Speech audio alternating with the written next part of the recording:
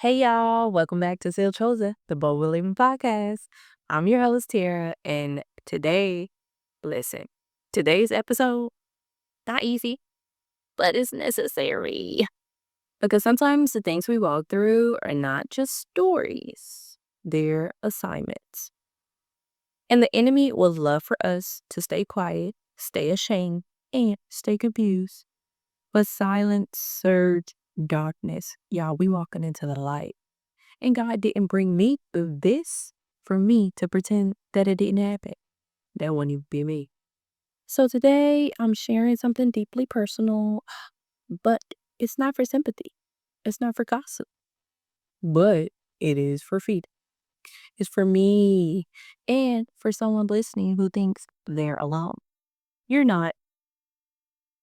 So I've been in a season where it felt like every place I turned for help came with confusion, conditions, judgment, or silence. And what's wild is none of this chaos started with my surgery. The surgery situation simply exposed what was already weak, already fragile, already out of order. But let me backtrack you. The reality I've been living in, I'm prepared for knee surgery.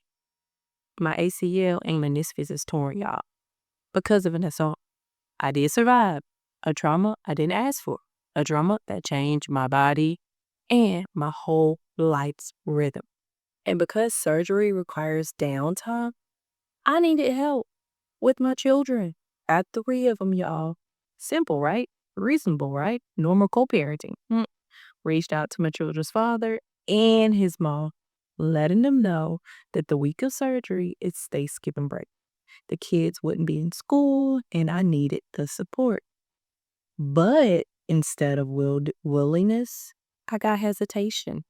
I got questions, uncertainty. Let me talk to him first. And well, what exactly happened? And what kind of surgery is it? And y'all, that threw me because the children are always with me. I mean, I don't ask for much, but suddenly the one time I needed help, there was some resistance. And I didn't have the language for the weird energy until something I wasn't expecting came out. The moment that changed everything. I talked to my 5-year-old, just checking in with her like I always do. And she was with her dad, so she casually says to me, I have a new baby. Not a baby doll, a baby. I asked her, whose baby? And she told me she didn't know. So I talked to her dad. And I asked him plainly. I said, do you have another baby? And he says to me, I don't know. And I said, well, she just said that you do. Then he changed it to, well, I guess I do. The carelessness in that, the casualness, the disrespect, the lack of integrity. It's made it so much click. The hesitation about helping me. His mom always saying she has to check in with him. The strange behavior when I drop them off. The distance, the attitude, the avoidance. Now I understood.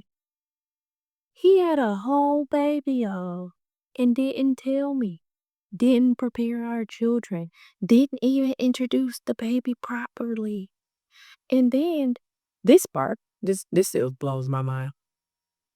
I went to pick up my children, walked into the house, and the baby was sitting right there in his mom's lap. Still, no introduction, no explanation, no conversation. Just there. I didn't say anything to the baby, not out of spite, but like out of shock, out of confusion. Honestly, respect for boundaries. No one was giving me. It felt like walking into a movie where everyone else already knew the plot, except me. And yet I'm the one expected to communicate, right? Be polite, overlook the disrespect, and co-parent well. It's always me expected to take the high road. But here's where God checked me. As messy and unfair as this situation is, the Lord reminded me You are responsible for your response, not their righteousness. And I realized something. This wasn't about the baby. This wasn't about them being hesitant. This wasn't even about surgery. This was about God revealing who can handle my vulnerability and who can't. This was about learning who I can trust with my moments of need. This was a moment learning to stop begging for consistency from inconsistent people. And it tied directly back into the first part of my story, surviving assault and surviving the systems after it. After the assault, I had to fight for everything. I needed ENT because my left cheek and ear were bruised. I needed ortho because my knee was damaged. I needed neurology because the concussion and the head trauma, it was doing its thing. And that alone was overwhelming. Going to all those doctor's appointments, and then on top of that, filling out the TPO. Oh my God. No one tells you how hard the process is while you're injured and traumatized. I was lipping up and down the halls trying to get names, address, police report numbers, information I didn't even know I needed. Nobody offered grace. Nobody offered help. Nobody said, "No, you've been through enough. Let me assist you." It was cold, uncaring, mechanical. And then the police report was incomplete. Doctors were rude, nurses overlooked obvious pain. And after all of that, I still had to show up to work like nothing happened. I was carrying all of this alone. And then added on top of that, trying to secure childcare to support for recovery and discovering a secret baby in the process. I mean, it's a lot, too much. But somehow, exactly what pushed me forward was clarity. It actually pushed me to clarity. Here's what I learned. The part my accountability partner reminded me matters the most. Number one, God will expose what you've been excusing, not to embarrass you, but to free. Number two, you cannot heal in environments that keep wounding you. Number three, when people show you they don't know how to honor you, believe them.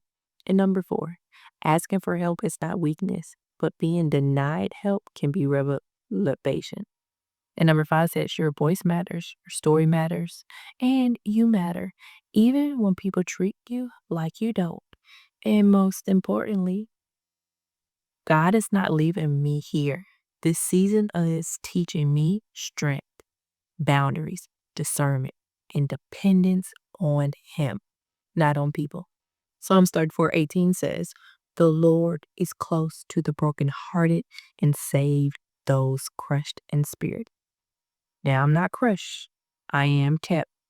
This may be right. This may be my right now, but it's not my forever.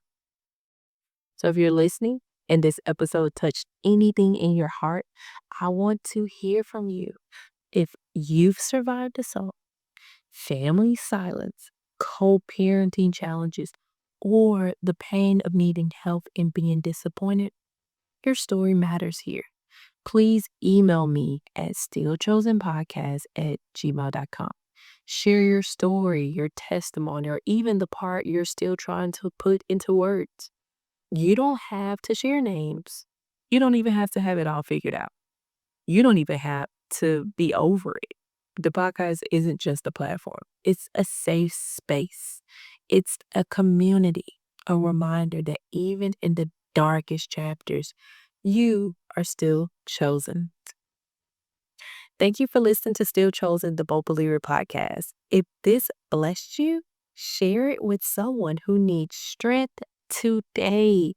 And remember, you are loved, you are protected, and called by God.